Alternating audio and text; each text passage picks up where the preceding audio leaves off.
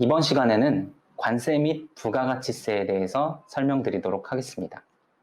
국제 물품 매매 계약이라고 하는 것은 법체계와 상관습이 상이한 국가 간의 거래를 말합니다. 그렇기 때문에 법체계와 상관습이 다름에 따른 위험도 여러 가지 발생을 하지만 이 국제 간의 거래에 있어서 어떠한 장벽을 두게 되는 경우가 많습니다. 그런 것들을 관세적으로 장벽을 하는 것을 관세 장벽이라고 부르고, 관세 외에 다른 인증이라든지 수출입 요건 등에 따라서 장벽을 치는 것을 비관세 장벽이라고 부르게 되죠. 그래서 대부분의 국가에서는 관세 제도라는 것을 두고 있습니다. 그렇기 때문에 이 관세, 그리고 그거에 따라서 추가적으로 발생되는 세금인 부가가치세와 같은 세금이 중요한 내용이라고 볼 수가 있을 것입니다.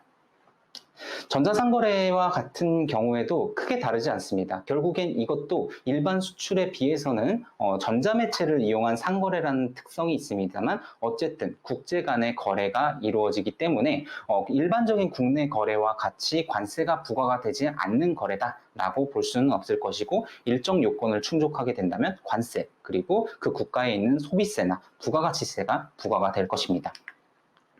관세에 대해서 조금 설명을 드리도록 하겠습니다. 일반적으로 관세라고 하는 것은 물품이 수출되거나 수입될 때 물품에 대해서 부과되는 세금이라고 많이 알려져 있죠. 그래서 종류로서는 수출관세, 그리고 수입관세, 그리고 통과관세가 존재합니다. 대부분의 국가에서는 수입관세에 대해서 운영을 하고 있고요. 특히 우리나라와 같은 경우에는 수출물품이나 통과물품에 대해서는 관세를 부과하고 있지는 않고, 관세법 14조에서는 수입 물품에는 관세를 부과한다라고 규정하고 있습니다. 여기서 조금 이 관세법 14조를 조금 더 자세하게 들여보게 되면요, 수입에 대해서만 관세를 부과한다라는 부분이 첫 번째로 있을 것이고요. 두 번째는 수입 물품에 대해서만 관세를 부과한다. 즉, 물품에 대해서만 관세를 부과한다라는 것이 있을 것입니다. 어플리케이션을 다운받는다고 해서 관세가 부과가 되지 않겠죠. 그리고 마지막으로는 수입 물품에는 관세만 부과를 하는 것이 아니라 관세를 부과한다라는 것이 있습니다. 즉, 정리하면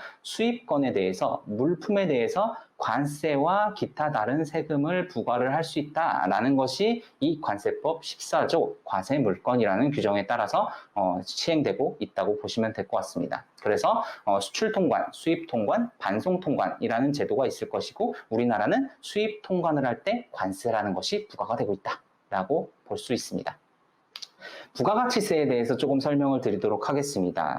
부가가치에 대해서 부과를 하는 조세라고 보시면 될 것 같은데요. 우리나라 같은 경우에는 재화, 물품뿐만 아니라 용역에 대해서도 10%의 부가가치세를 부과하고 있습니다. 이것은 물품에 대해서만 세금을 부과하는 관세와의 약간의 차이점이라고 보시면 될 것 같고요.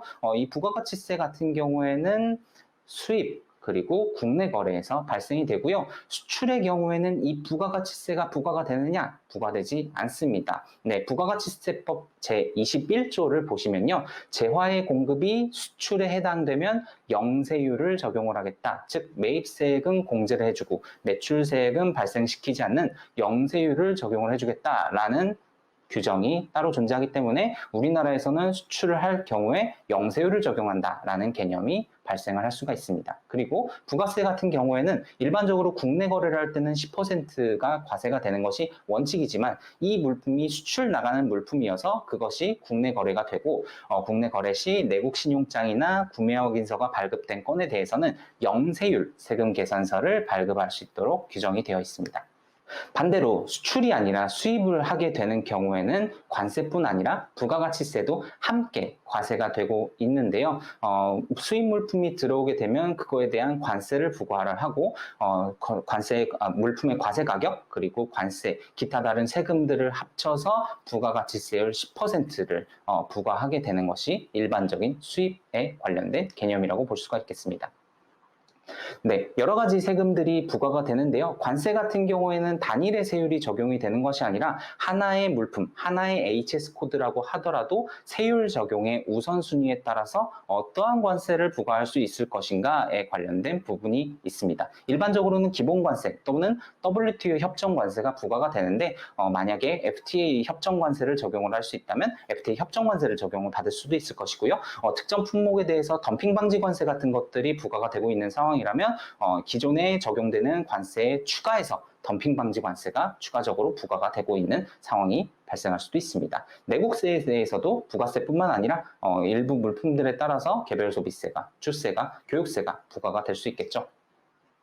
수출 시에 관부가세 이슈가 있을 것인가 라는 부분이 조금 의문사항이 들 수 있을 것입니다. 제가 지금까지 말씀드린 부분에서 수출 시에는 관세가 부과가 되지 않는다.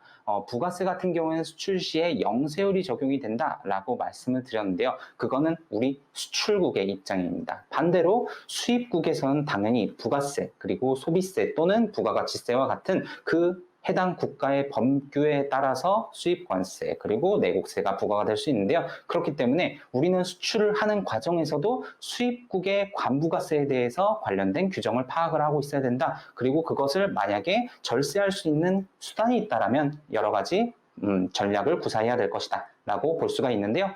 가장 대표적인 거는 소액물품 위주인 전자상거래 같은 경우에는 면세 규정을 적용받을 가능성이 있습니다. 우리나라 같은 경우에도 자가 소비를 목적으로 수입하는 물품들에 대해서는 해외 직구하실 때 150달러까지 면제가 이루어진다라고 보신 적이 있으실 거예요.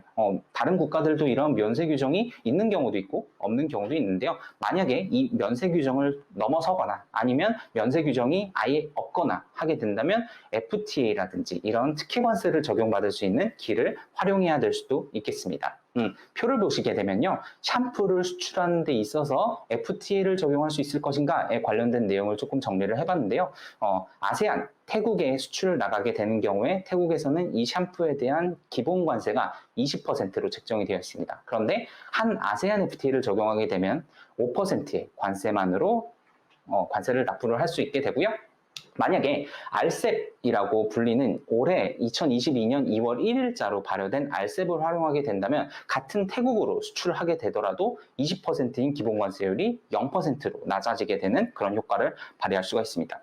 그런데 이 FTA라는 것이 무조건 필요하느냐? 사실 그런 것은 아닙니다. 한EU FTA를 보시면요. 기본관세율 자체가 0%입니다. 이런 게 되는 경우에는 관세 혜택을 받을 필요가 없기 때문에 FTA를 활용할 필요가 없다라고 볼 수가 있을 것이고요. 미국 같은 경우에는 기본 관세율이 0%이기 때문에 관세 실익이 없다. 그래서 FTA를 적용하지 않아도 된다라고 생각하실 수는 있겠지만 MPF, Merchandise Processing Fee라고 불리는 물품 취급 수수료라는 것을 면제받기 위해서 한미 FTA를 적용한다라는 개념이 추가적으로 발생할 수 있습니다. 이렇듯 전자상거래 수출하는 경우에도 상대 국가의 법규라든지 우리나라와 맺어진 FTA 규정이라든지 이런 것들을 잘 확인하셔서 업무의 진행을 잘 할 필요가 있을 것으로 보여집니다. 지금까지 관세 및 부가가치세에 대해서 설명드렸습니다. 감사합니다.